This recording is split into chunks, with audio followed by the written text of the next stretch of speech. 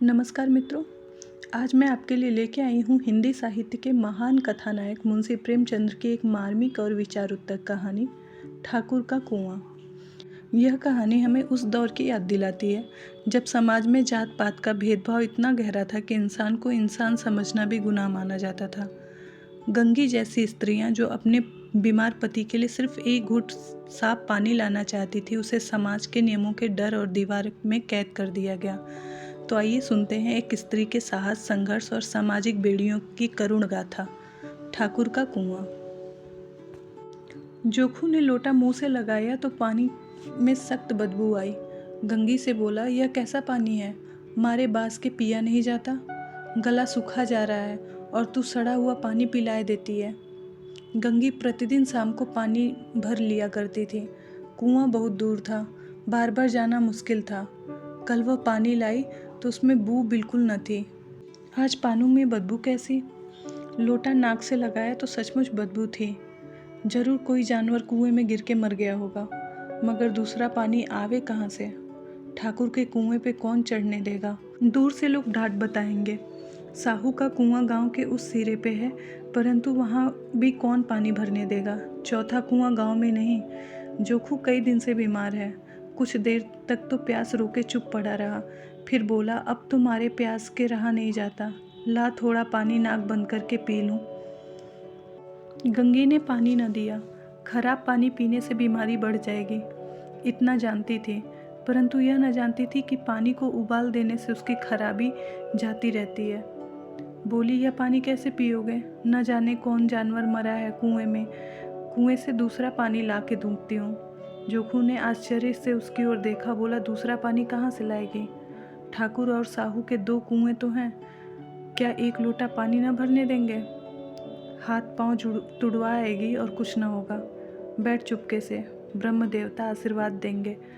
ठाकुर लाठी मारेंगे, साहू जी 1 के 5 लेंगे। गरीबों का दर्द कौन समझता है? हम तो मर भी जाते हैं तो दुआर पे झांकने नहीं कोई आता, कंधा देना तो बड़ी बात है। ऐसे लोग कुएं से पानी भरने देंगे? इन शब्दों का कड़वा सत्य था। गंगी क्या जवाब देती, किंतु उसने बदबूदार पानी पीने को न दिया। रात के 9 बजे थे। थके मांदे मजदूर तो सो चुके थे। ठाकुर के दरवाजे पे 10-5 बेफिक्रे जमा थे। मैदानी बहादुरी का अब तो न जमाना रहा न मौका। कानूनी बहादुरी की बातें हो रही थी। कितनी होशियारी से ठाकुर ने थानेदार को एक खास मुकदमे में रिश्वत दे दी और साफ निकल गया। कितनी अक्लमंदी से एक मार्के के मुकदमे की नकल ले आए। नाजिर और मोहतमीम सभी कहते हैं कि नकल नहीं मिल सकती। कोई 50 मांगता है तो कोई 100। यहाँ बेपैसे कौड़ी की नकल उड़ा दी। काम करने का ढंग होना चाहिए। इसी समय गंगी कुएं से पानी लेने पहुंची। कुप्पी की धुंधली रोशनी कुएं पर आ रही थी। गंगी जगत की आड़ में बैठी मौके के इंतज़ार करने लगी।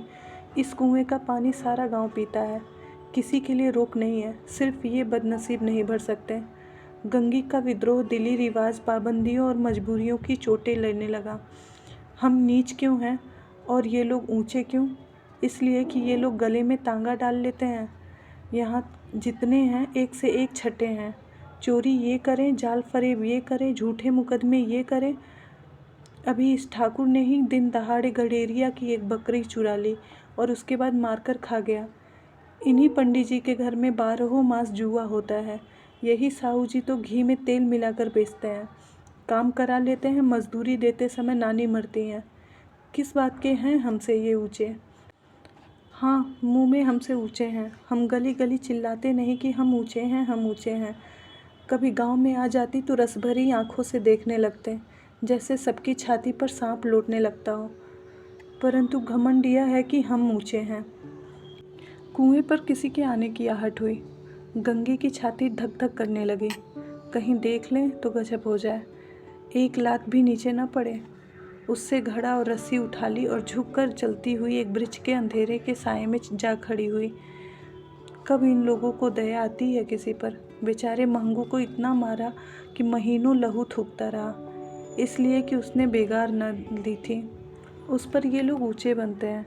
कुएं पे 2 स्त्रियां पानी भरने आई। इनमें बातें हो रही थी।